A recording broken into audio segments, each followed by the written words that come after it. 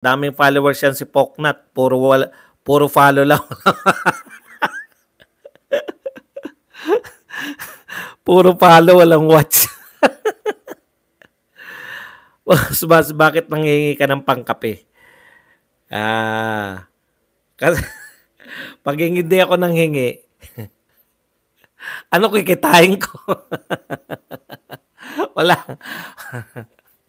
Wala pong bayad dito. Wala po tayong kita.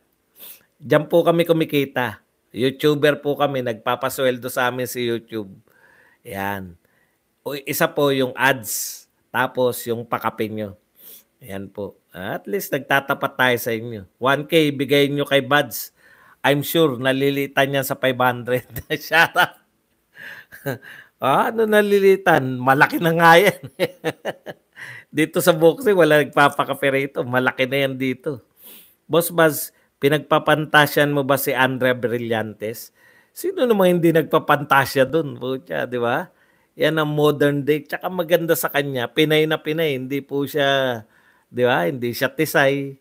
Talagang, tsaka siya lang po yung lahat ng kilos niya, maano ka talaga eh. Pero marami po sumayaw ng gano'n. Siya lang yung, siya lang yung pag sumayaw nun, andyan na ako, Andrea! Sayaw pa lang yung mga ganun. Nakita niyo ba yung sayaw ni Andrea na, iba yung pihit ng kanyang mga, parang sa iba sayaw lang eh. Pero pagdating sa kanya, may baka naiisip na nangyayari. Magaling siya mag-project. Aba, teka, sabi ni Kuyang Joseph, Bas, pumapanig pa ba si Nimwel at mandirigma kay Alas? Nalilito na po ako. Alam niyo po, doon na po kayo manood sa kanila. Hindi po ako nanonood dyan sa mga yan. Boss, paano mag-vlog, boss? Ayoko lang sa boxing kasi maraming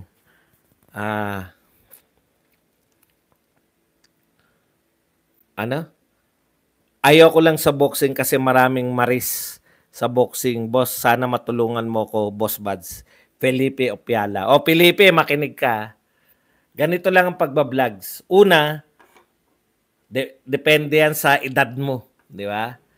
Pag ang edad mo 40 pataas ka na, ano yung meron ka? Meron kang talent. Halimbawa ako, magaling ako mag-talkies. Mahilig ako sa boxing, mahilig ako sa basketball, sa sports, mahilig ako, at saka sa politika. So, ginamit ko yung pagiging talkies ko, matokis ako. Tapos, ginamit ko siya sa mga hilig ko. So,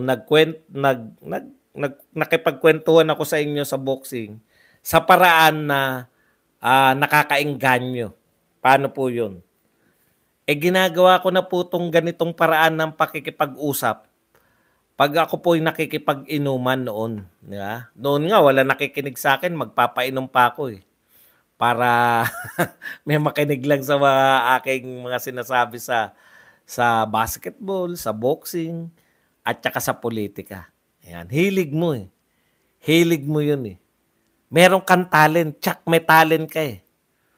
Ayan, kung may talent ka sa pagluluto, magluto ka, yun yung vlogs mo. Huwag kang nakikiuso. Katulad nung sa politika, nung mag-eleksyon, nung nakaraang eleksyon, daming vlogger, uso eh. Uso, di ba? Okay. Kaya ang dami naging vlogger, instant vlogger. Okay, tanyo. Nawala na rin yung iba. Kasi hindi na uso eh. Huwag kayong mausuhan.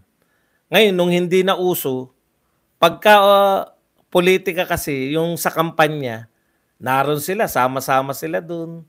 Yun yung pinipicture nila, nanonood yung mga tao, interesado kay Marcos, interesado kay Lenny, pinanonood sila. Nung nawala na yung interest nila, sila din naman, hindi naman sila interesado sa politika. Kusa sila nawawala. Ganun po yun, no? Yun. Kaya, yun nga yun, no? Ang susi dun, dapat, yung hilig mo ang ibablog mo. Ayan. Tapos, lagi kang mag-upload. Huwag kang panghinaan. Kasi nung una, nanonood sa akin, 12. Una, 75 kasi marami ka pang mga kaibigan. Di ba? Ganyan yung una namin ginagawa. Uy, panoorin nyo ako. Ano na ako sa YouTube. So, may 75 na nanonood. O dahil wala naman silang hilig sa sinabi mo, hindi mo na sila mapapanood ulit. So, mga 12-12 lang. Tsatsagain mo yan hanggang ma-introduce ka ni YouTube sa iba't ibang market, sa iba't ibang mga tao. Ayun. So, kung wala kang talent, wala ka namang kakayahan, huwag ka na mag-YouTube. Pwede rin naman yung YouTube na maging parang photo album mo. Kasi, hindi naman lahat kumikita sa YouTube eh. Para lang hindi kayo at kayo, bakit kayo naglalagay, nung araw, uso pa yung pinapadevelop pa yung mga picture eh. Tapos lalagay nyo sa photo album. Di ba? Bakit? Sa balang araw, 10 years from now, titignan nyo mukha nyo, ay, ang pogi ko pala nung 40 anyos pa lang ako. O, di ba? O, ngayon, ganun din po yung video. Nagpunta kayo sa Taal Volcano. Nilagay nyo sa YouTube. Nagpunta kayo. Kahit wala nanonood, parang photo album yan ng buhay nyo. In video form. O, kaya wala kang katalo-talo sa YouTube. Nag-video ka. Kasi sa Facebook, nagpo-post naman kayo. Tama? Di ba nagpo-post kayo sa Facebook? O bakit? Kumikita ba kayo sa pinapost nyo? Hindi rin. So, hindi lang po yung pagkita. No? Hindi lang po pagkita yung purpose ng pag-upload nyo ng video sa YouTube. Pwede rin po kayong yung parang ginagawa nyong photo album yung YouTube. Photo album in video form. Video album. Ito yung nagpunta ako sa Baguio. Bata pa ako dyan. No? Ay, lolo, ang pogi mo pala nung bata ka. O, di ba? Yun eh. Kaya, hindi ka man kumita, may maiiwan na memories ka. Habang buhay na yan. Digital memory na yan. Baka 500 years ago, putya, sa search pa nila, Badong Aratilis. Ito yung ninuno namin eh. Okay. Si Poknat, 100k subs pero nood 500 lang. Hindi, 100k po ako. Siya pa 500. Di yun boy hingal. Taktika yun sa boxing. Kakagatin sa panig. Na-real talk na naman si Pau. Yan kasi ayaw tumigil sa maling content niya. Bias talaga. Hanggang ngayon, sinasabi pa rin niya yung ano eh. Na hindi na tuloy yung Duhaney dahil nagsalta si Jason. Wala kaming pakialam sa Duhaney. Kayo ba gusto nyo? Inuwi lang po gusto namin. Kung wala po si Inuwi, kahit sino, panonoorin namin yan. Sama ko, kaligayahan boss. Nagbabayad po ba YouTube kung mag-content? Opo, sa amin po nagbabayad YouTube. PNP.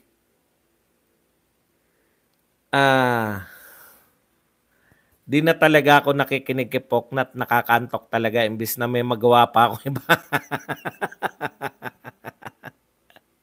500.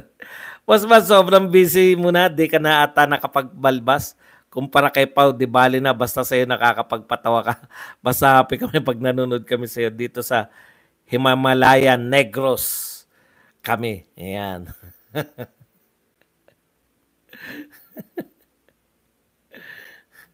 Sabi naman sa inyo, si Pau Salud, si Poknat, siya po ang natural. Natuklasan na po, malapit na po mapunta sa Guinness yan. No? Kasi po, yan yung problema sa, sa ibang bansa ngayon. Sa sobrang dami po, na yung mga tao, hirap na po makatulog. Sleeping pills, kung ano-ano iniinom nila, makatulog lang. Payo ko nga sa mga Pilipino, total naiintindihan naman natin lahat. 'Di ba? Payo ko sa inyo, manood lang kayo kay Pau Salud. Tiniti ako sa inyo.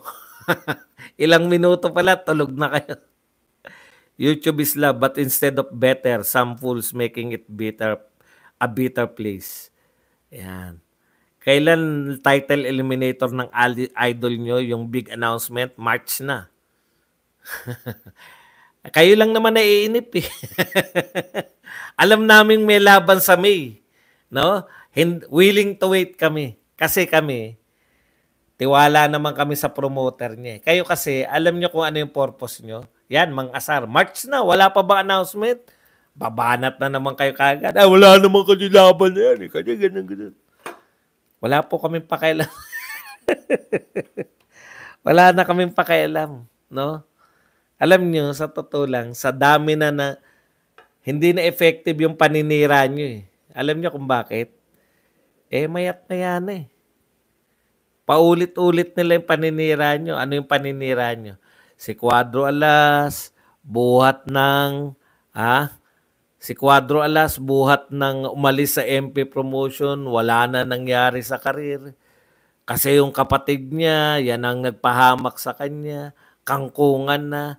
Puta, 3 taon nyo na yata sinasabi. Si Cuadro Alas, buhat nung umalis, wala nang nagawa sa karir, kangkungan na, paulit-ulit. Kaya wala na pong epekto. Alam niyo yun? Walang epekto. Dapat may target ka lang. Ganito, tatarbahuin ko to, pababagsakin ko channel nito. Ganun. Ganun ang target ng mga henyo. Ngayon, bagsakan channel. Agoy! Agoy! Bagsakan channel. Agoy! Ako ba naman sabihan mo na, ayon kay Gatong, ito ang kanyang top 5. Ha? Sabi ni Poknat. Walang alam, walang kilalang boxer. Top 1 Gatong. Casimiro, top 2, Casimiro, top 3, Casimiro. Ito naman ang ating top 5. Ganun ha.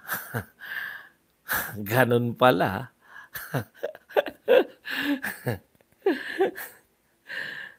Tinatanim natin sa utak natin yan. Minamaliit mo ka. Mayat-maya sinasabi niyan.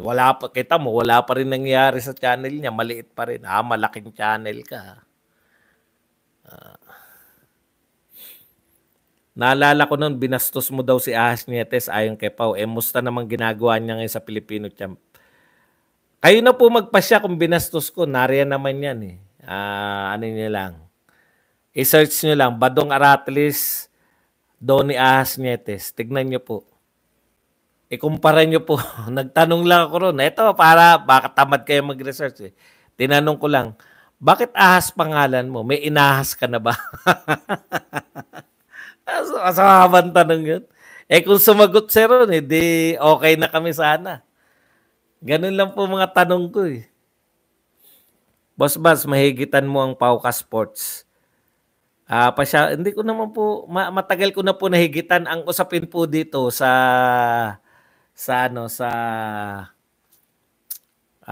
YouTube, hindi po subscriber.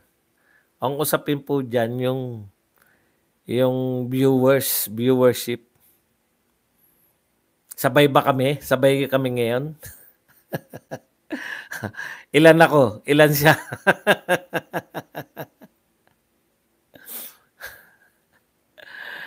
Hindi naman ako naninira ng tinatanong lang. Gusto ko rin siyang mapanood.